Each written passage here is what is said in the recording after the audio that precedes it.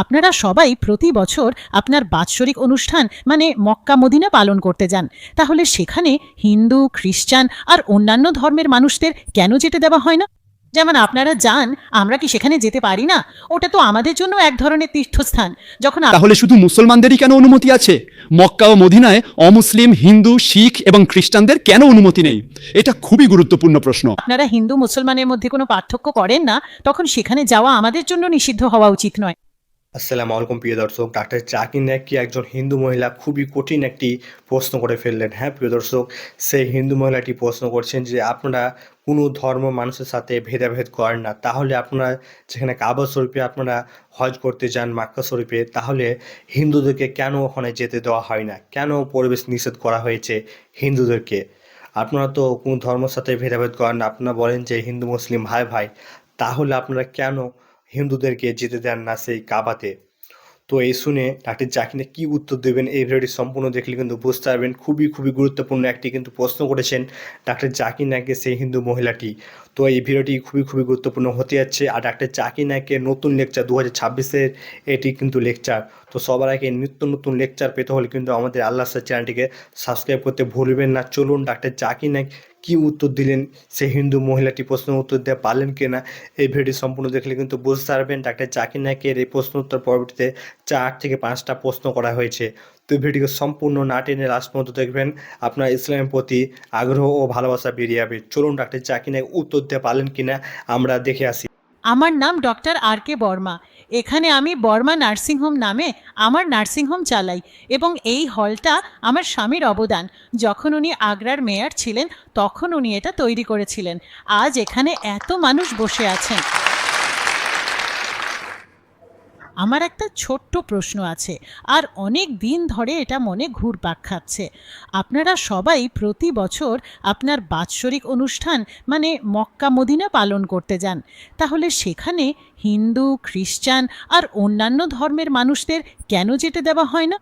যেমন আপনারা যান, আমরা কি সেখানে যেতে পারি না? ওটা তো আমাদের জন্য এক ধরনের তীর্থস্থান। যখন আপনারা হিন্দু মুসলমানের মধ্যে কোনো পার্থক্য করেন না, তখন সেখানে যাওয়া আমাদের জন্য নিষিদ্ধ হওয়া উচিত নয়।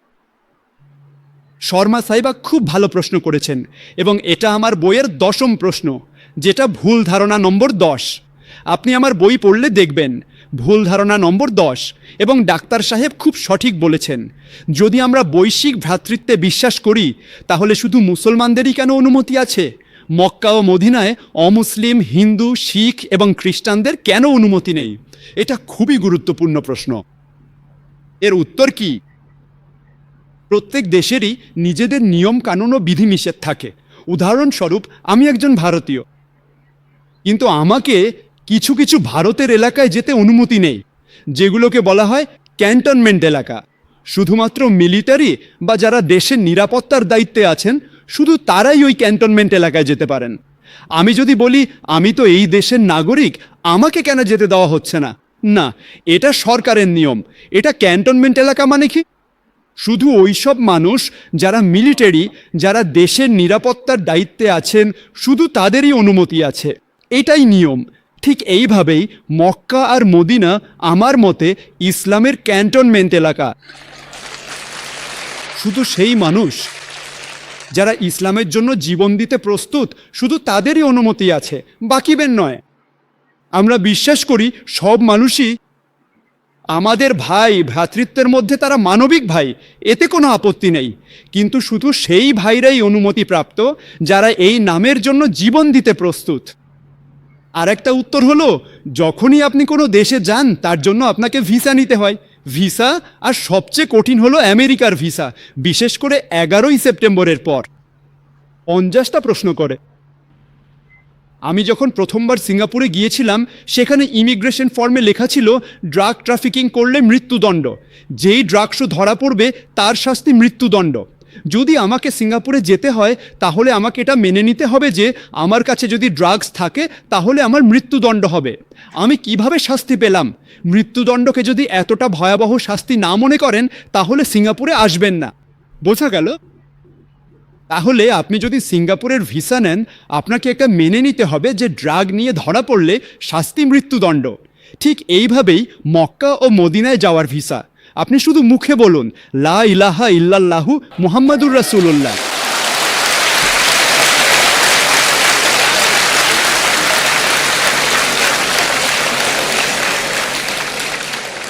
যদি কোনো মানুষ নিজের মুখে বলে লা ইলাহা ইল্লাল্লাহ মুহাম্মাদুর রাসূলুল্লাহ, মানে আল্লাহ ছাড়া কোনো উপাস্য নেই এবং মুহাম্মদ তার নবী, তাহলে কেউই আপনাকে মক্কা মদিনা যেতে বাধা দিতে পারবে না। ডক্টর জাকির নায়েক, আসসালামু আলাইকুম। সালাম, আমি ডক্টর রামকৃষ্ণ ভারতী। আমি আইটি সোশ্যাল ওয়ার্কে ডক্টর বি.আর. আম্বেদকর ইউনিভার্সিটি আগ্রাতে কাজ করি। আমি জানতে চাই যে মানুষের মধ্যে ব্যাপকভাবে একটি ধারণা প্রচলিত আছে যে ইসলাম পরিবার পরিকল্পনার কোনো পদ্ধতি যেমন কন্ট্রাসেপটিভ বা সার্জিক্যাল অপারেশন ইত্যাদি অনুমোদন করে না। কিছু মানুষ যাদের আমি শুনেছি দাবি করেন যে তারা ইসলামের ধর্মীয় পাঠ্য সম্পর্কে জানেন এবং বলেন যে পরিবার পরিকল্পনার কোনো পদ্ধতি গ্রহণ করা ইসলামিক নীতিমালার বিরুদ্ধে। এটি একটি জ্বলন্ত সামাজিক সমস্যা। কিছু এশিয়ান দেশ এবং উন্নয়নশীল দেশগুলো জনসংখ্যা বিস্ফোরণের টাইম বোমার উপর বসে আছে। তাই আমি আসলে আপনার কাছ থেকে জানতে চাই ইসলাম, ইসলামী ধর্ম বা ইসলামী নীতিমালার দৃষ্টিতে পরিবার পরিকল্পনার পদ্ধতি নিয়ে প্রকৃত অবস্থান কী? ডাক্তার সাহেব প্রশ্ন করেছেন, অনেক মুসলমান বলেন পরিবার পরিকল্পনা করা ইসলাম ধর্মে অনুমোদিত নয়। গর্ভপাত বা কন্ট্রাসেপটিভ ব্যবহারের ব্যাপারে ইসলাম কি বলে তিনি এ সম্পর্কে জানতে চেয়েছেন।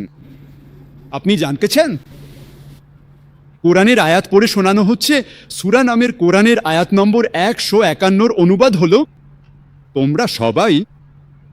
তোমরা তোমাদের পিতামাতার সাথে ভালো ব্যবহার করো এবং তোমরা তোমাদের সন্তানদের হত্যা করো না, কারণ সন্তান হত্যা করা সম্পূর্ণ হারাম। কারণ আল্লাহ সুবহানাহু ওয়া তাআলা তোমাদের এবং তোমাদের সন্তানদের রিজিক দেন। সন্তান হত্যা করা হারাম। পরিবার পরিকল্পনার ব্যাপারে কথা বললে এটা পরিবার পরিকল্পনার একটা অনেক বড় ধারণা।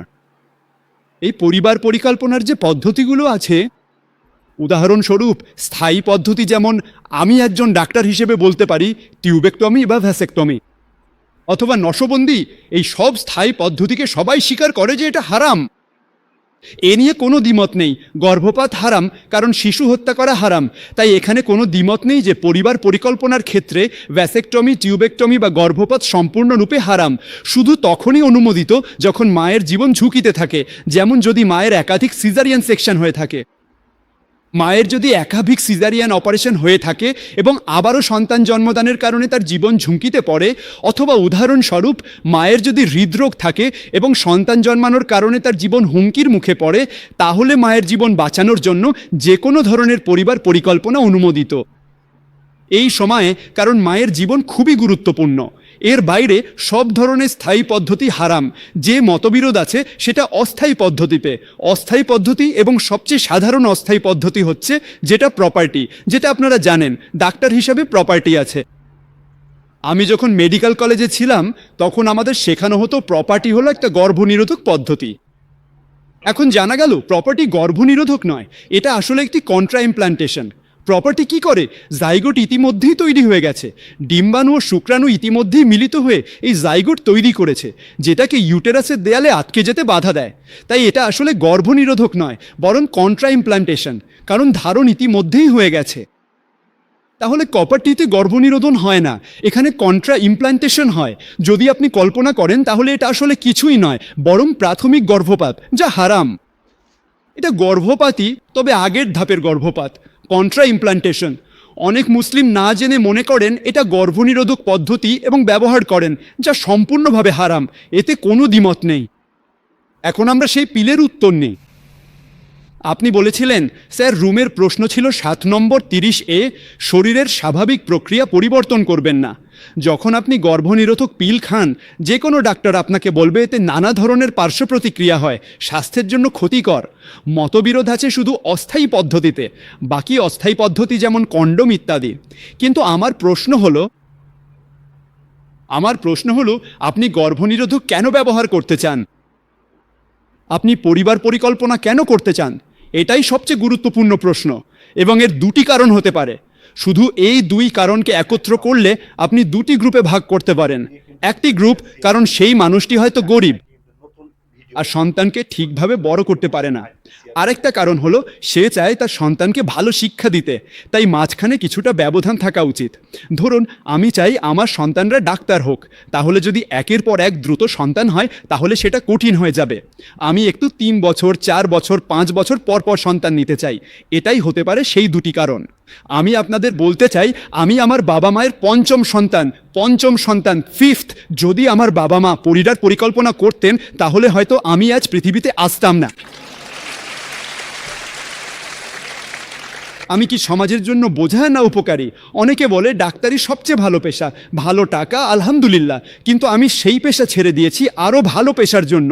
যেমন আল্লাহ তাআলা ফুসসিলাত সূরার 16 নম্বর 41 নম্বর আয়াতে 33 নম্বরে বলেন, মাম্মান আহসানু কওলান মিম্মান দাঈ ইলাল্লাহ, কে সবচেয়ে উত্তম? সেই ব্যক্তি যে আল্লাহর দিকে মানুষকে ডাকে।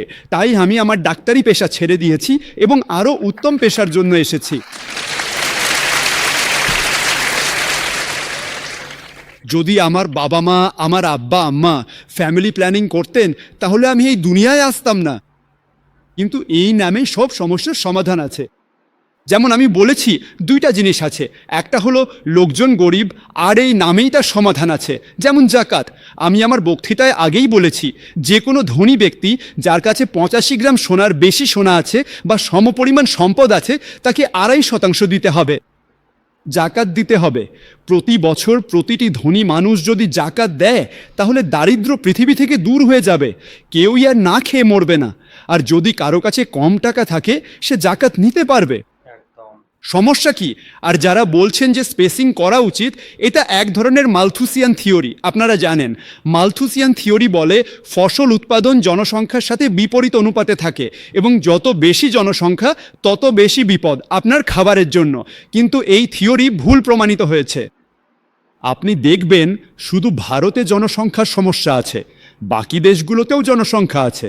তাহলে আপনি যদি আমেরিকায় যান, যত বেশি সন্তান আপনার আছে তত কম ট্যাক্স আপনাকে দিতে হয়, জানেন তো? ছোট ছোট বাচ্চারা গায়ে পড়ে লেখা থাকে, আমি আমার বাবা ট্যাক্স সেভার, মানে আমি আমার বাবা ট্যাক্স বাঁচাই। যত বেশি সন্তান তত কম ট্যাক্স।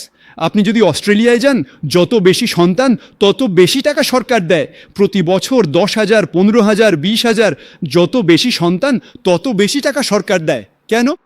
জনসংখ্যা আশীর্বাদ, এটা অভিশাপ নয়। যত বেশি মানুষ তত বেশি লাভ, বুঝলেন তো? আপনি বুঝতে পারছেন? আর পৃথিবীর মাত্র 30% ব্যবহার হয়, 70% এখনও ব্যবহারই হয়নি। তাহলে জনসংখ্যা যদি দ্বিগুণ 3 গুণও হয় তবুও কোনো ক্ষতি নেই। ওটা তো সরকারের সমস্যা। সরকার কি মানুষের সঠিকভাবে ব্যবহার করতে জানে না? তাই আমরা বলি আমরা 2, আমাদের 2, একটার পর আর নয়, 2-এর পর কখনো নয়।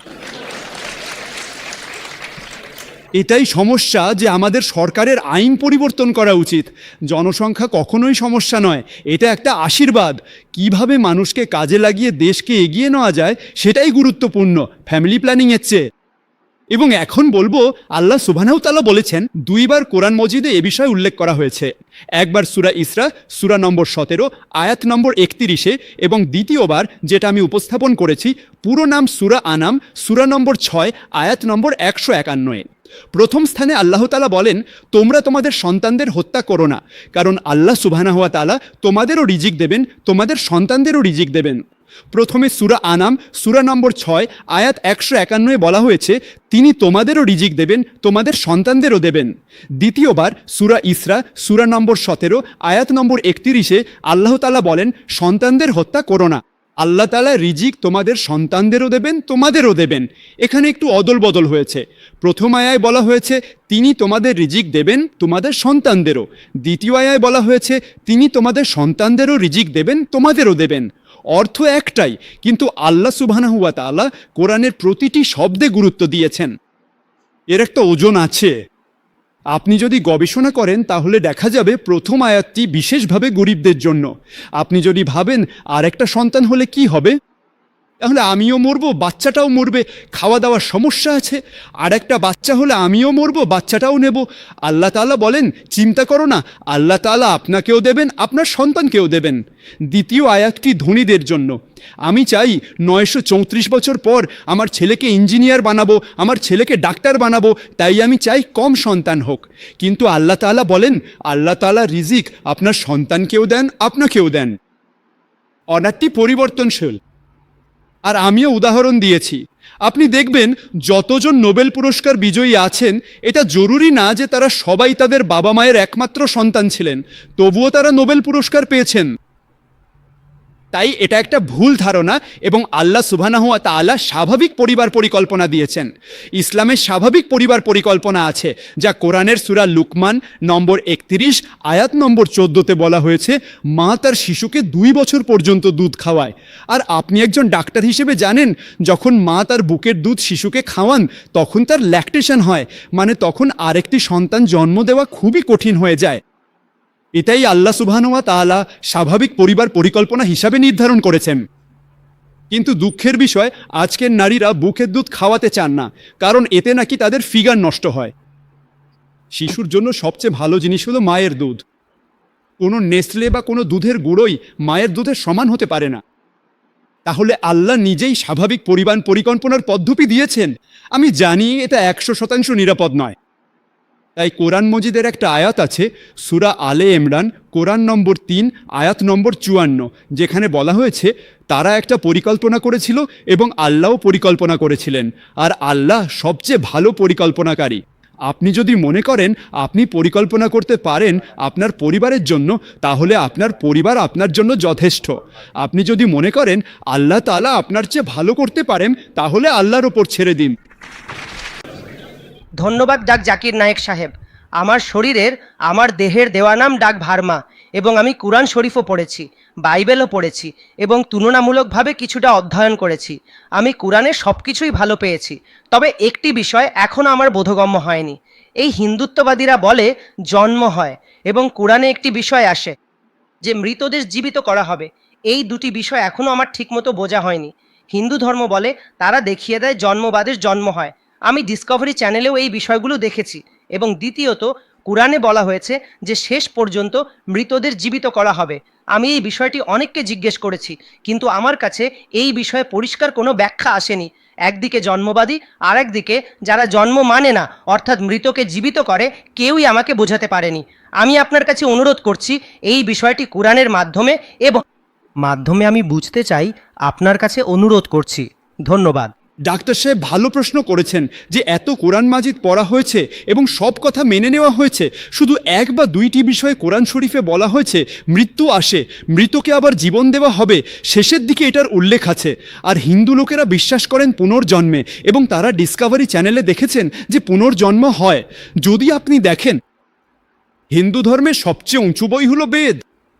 যদি আপনি পড়েন পুনর মানে কি, পুনর সংস্কৃতে মানে হচ্ছে পরবর্তী, আবার ফিরে আসা, আর এক পুনর মানে পরবর্তী। তাই পুনর্জন্ম মানে পরবর্তী জীবন আর একটা জীবন। যদি আপনি কোরআন শরীফ পড়েন, সেখানে অনেক আয়াত আছে আল্লাহ সুবহানাহু ওয়া তাআলা আপনাকে জীবন দিয়েছেন কি না। আগে আপনি ছিলেন না, কোনো জীবন ছিল না, এই পৃথিবীতে ছিলেন না, তারপর আপনাকে মৃত্যু দেওয়া হবে, তারপর আখিরাতে আবার তোলা হবে। আপনি যা করছেন, মৃতদের আবার জীবন দেওয়া হবে। আখিরাতে আমরা বিশ্বাস করি একবার আমরা এই পৃথিবীতে আসি, পরবর্তী জীবন হলো আখিরাত। একইভাবে বেদেও এর উল্লেখ আছে। তাহলে পুনর্জন্ম, পরবর্তী জীবন ঠিক সেইভাবেই যেমন কোরআনে লেখা আছে। কিন্তু সাধারণ হিন্দু ধর্মের যেসব গুরু স্বামী আছেন, তারা যখন এটা জানতে শুরু করলেন, তখন একটা সমস্যা দেখা দিল। তারা দেখতে লাগলেন অনেক মানুষ জন্মায় জন্মগত ত্রুটি নিয়ে। জন্মগত ত্রুটি, হার্টের সমস্যা, হার্টের ত্রুটি, লিভারের সমস্যা। কেউ ধনী হয়ে জন্মায়, কেউ গরিব হয়ে জন্মায়। তাহলে ঈশ্বর তো কখনোই অন্যায় করতে পারেন না, ঈশ্বর তো ন্যায়পরায়ণ। অন্যায় তো হতে পারে না যে কাউকে সুস্থ করে জন্ম দেয়, আবার কাউকে জন্ম থেকেই কনজেনাইটাল হার্ট ডিজিজ নিয়ে জন্ম দেয়, কাউকে ধনী পরিবারে জন্ম দেয়, কাউকে গরিব পরিবারে। তাহলে ঈশ্বর তো অন্যায় করতে পারেন না, ন্যায় বিচারহীন হতে পারেন না। তাই এই যে স্বামী সন্তরা আছেন, তারা একটা নতুন ধারণা নিয়ে এসেছেন। হিন্দু ধর্মে যেটাকে বলে সংস্কার, ইংরেজিতে যাকে বলে cycle of birth and rebirth, আত্মার পুনর্জন্ম, ইংরেজিতে বলে ট্রান্সমাইগ্রেশন অফ সোল। কারণ আপনি তো ডাক্তার, আপনি নিশ্চয়ই জানেন ইংরেজিতে যেটাকে বলে ট্রান্সমাইগ্রেশন অফ সোল, সংস্কৃতে সেটাকেই বলে সংস্কার। মৃত্যু জন্ম, মৃত্যু জন্ম মৃত্যু, এটা কোথাও বেদে লেখা নেই যে জন্ম মৃত্যু জন্ম মৃত্যু জন্ম মৃত্যু, এমন কিছু লেখা নেই। এটা নিয়ে আমি চ্যালেঞ্জ দিচ্ছি। এটা তারা পায় ভাগবত গীতার শ্লোক থেকে। ভাগবত গীতার 2য় অধ্যায়ের 22 নম্বর শ্লোকে লেখা আছে, যখন কোনো ব্যক্তি নিজের পোশাক খুলে ফেলে তখন সে নতুন পোশাক পরে, ঠিক সেইভাবেই আত্মা একটি নতুন দেহে প্রবেশ করে। এবং এটি ভোদ্যায়ন উপনিষদেও উল্লেখ আছে। আপনি পড়লে দেখবেন, যখন একটা শুঁয়োপোকা ঘাসের ব্লেডে উঠে যায়, সে যেমন করে নতুন ঘাসে লাফিয়ে যায়, ঠিক তেমনি আত্মা একটি নতুন দেহ গ্রহণ করে। যেমন শুঁয়োপোকা এক ঘাস থেকে আরেক ঘাসে চলে যায়, ঠিক সেইভাবেই আত্মা একটি নতুন দেহের ভেতরে প্রবেশ করে। এই শ্লোকের ভিত্তিতে তারা একটা দর্শন তৈরি করেছে। সংস্কার অনুযায়ী মানুষ তার কর্মের ভিত্তিতে কর্ম ও ধর্মের দর্শন। কর্ম মানে যদি আপনি ভালো কাজ করেন ধর্ম অনুযায়ী, তাহলে পরের জন্মে আপনি ভালো পরিবারে জন্মাবেন। আর যদি আপনার কর্ম খারাপ হয়, তাহলে পরের জন্মে হতে পারে আপনি বিকলাঙ্গ হয়ে জন্মাবেন। এই ধরনের ধারণা তৈরি হয়েছে। আর বলা হয় যে আপনি 7 বার মানুষ হয়ে জন্মাবেন। এটা কে বলে? বেদ এসব বলে না, এসব স্বামীজিরা বলেন। বেদে কোথাও লেখা নেই, কারণ তারা এটা বলতে পারতেন না যে মানুষ কেন গরিব হয়ে জন্মায়, কেন প্রতিবন্ধী হয়ে জন্মায়। তাদের চিন্তা সীমিত ছিল, তাই তারা নতুন দর্শন নিয়ে এলেন, আত্মার পুনর্জন্ম। আপনি তো ডাক্তার, আমিও ডাক্তার, আপনি নিশ্চয়ই অনেক মেডিকেল সায়েন্সের বই পড়েছেন। মানুষ এই পৃথিবীতে জন্ম নেয় এমন কিছু কখনোই নেই। আপনি কি ফিজিওলজিতে পড়েছেন, অ্যানাটমিতে পড়েছেন? যদি এটা কোনো বৈজ্ঞানিক সত্য হতো, তাহলে আমরা মেডিকেল কলেজে পড়তাম যে মানুষ নতুন নতুন জন্ম নেয়। আমরা কখনোই পড়িনি। এতে প্রমাণ হয় বিজ্ঞান এটা স্বীকারই করে না, যেটা আপনি বলছেন ডিসকভারি চ্যানেলে দেখেছেন। আপনি যা বলছেন যদি এটা সত্যি হতো, তাহলে আমাদের বৈজ্ঞানিক বইতেও এটা লেখা থাকতো। তাই বলা যে বৈজ্ঞানিক প্রমাণ আছে যে আমরা জন্ম নিই, এটা একেবারেই ভুল। এই প্রশ্নের যে উত্তর দেয়, সে বলে যে এটা স্বীকার করে যে আল্লাহ সুবহানাহু ওয়া তাআলা কিছু মানুষকে কাউকে অপারগোর করে সৃষ্টি করেন, কাউকে ভালো স্বাস্থ্য দেন, কাউকে গরিব রাখেন, কারোর মধ্যে ঘাটতি রাখেন। এর কারণ কি? আল্লাহ তাআলা সূরা মুলক সূরা নম্বর 67-তে বলেন, আয়াত নম্বর 2-তে বলা হয়েছে, যিনি সৃষ্টি করেছেন মৃত্যু ও জীবন। আল্লাহ সুবহানাহু ওয়া তাআলা মৃত্যু ও জীবন সৃষ্টি করেছেন যাতে তিনি তোমাদের পরীক্ষা করতে পারেন। তিনি তোমাদের পরীক্ষা নিতে চান, তোমাদের মধ্যে কে ভালো। এই পরীক্ষা নিরীক্ষার জন্যই এই জীবন আমাদের জন্য এক পরীক্ষা। আর আল্লাহ তাআলা সূরা আনফাল সূরা নম্বর 8 আয়াত 16-তে বলেন, সূরা আনফাল আয়াত নম্বর 28-এ বলা হয়েছে, তোমাদের সন্তান সন্ততি ও সম্পদ তোমাদের জন্য এক পরীক্ষা। আপনার সম্পদ এবং আপনার সন্তান সন্ততি আপনার জন্য একটি পরীক্ষা, এটা আপনার জন্য ইমতেহান। আল্লাহ তাআলা কিছু মানুষকে গরিব পরিবারে জন্ম দেন, আবার কিছু মানুষকে ধনী পরিবারে। যারা ধনী তাদের জন্য এটা পরীক্ষা, তারা জাকাত দেয় কি না। যেমন আমি বলেছি, ইসলামের 3য় মৌলিক বিষয় হচ্ছে জাকাত। যার কাছে 85 গ্রাম সোনার সমপরিমাণ সম্পদ আছে, তার জন্য জাকাত দেওয়া ফরজ। যারা ধনী তাদের কেউ নিয়মিত জাকাত দেয়, কেউ অর্ধেক দেয়, আবার কেউ দেয়ই না। তাই আমাদের একজন মানুষ হয়তো 100% নম্বর পেতে পারে, বা 50% পেতে পারে, বা একেবারেই পায় না। কিন্তু সেই গরিব মানুষটি জাকাতের ক্ষেত্রে 100 নম্বরই পায়, 100-র মধ্যে 100, কারণ তার কিছু দেওয়ারই নেই। আমরা সবসময় বলি বেচারা গরিব মানুষ, কিন্তু আসলে যদি দেখা যায় তাহলে সে গরিবীর পরীক্ষায় 100% নম্বরই পেয়েছে। আপনারা বুঝতে পারছেন? ঠিক এইভাবেই আল্লাহ তাআলা বলেন, আপনার সন্তানরাও আপনার জন্য পরীক্ষা। হতে পারে উদাহরণস্বরূপ একটি ভালো দম্পতি আছে, ভালো মুসলমান, 5 ওয়াক্ত নামাজ পড়েন, হজও করেছেন, রমজানে রোজা রাখেন, যাকাত দেন। আল্লাহ তাআলা তাদের আরও বড় পরীক্ষা নিতে চান। যত বড় পরীক্ষা তত বড় পুরস্কার। উদাহরণস্বরূপ আপনি যদি বিএ পাশ করেন তাহলে শুধু গ্র্যাজুয়েশন পান, আর যদি এমবিবিএস পাশ করেন তাহলে আপনাকে ডাক্তার বলা হয়। ডাক্তার মানে আরও উচ্চ মর্যাদা। ঠিক এইভাবেই আল্লাহ সুবহানাহু ওয়া তাআলা হয়তো সেই দম্পতিকে পরীক্ষা দিতে চান এবং এমন একটি সন্তান দান করেন যে প্রতিবন্ধী। আল্লাহ এটা দেখতে চান যে প্রতিবন্ধী সন্তান জন্ম দেওয়ার পরও সে আল্লাহর ওপর ঈমান রাখে কি না। যদি ঈমান রাখে তাহলে আল্লাহ তাকে জান্নাতে ফেরদাউস দিতে চান। আরও কঠিন পরীক্ষা, আরও বড় পুরস্কার হতে পারে সে পরীক্ষায় ফেল করবে। এটাই কোরআনের আয়াত। আপনার সন্তানরা আপনার জন্য পরীক্ষা। কখনো যদি কোনো বিপদ আসে, কোনো ক্ষতি হয়, সেটা আপনার জন্য পরীক্ষা নাকি শাস্তি? আবার যখনই কোনো পুরস্কার পান সেটাও আপনার জন্য পরীক্ষা নাকি পুরস্কার?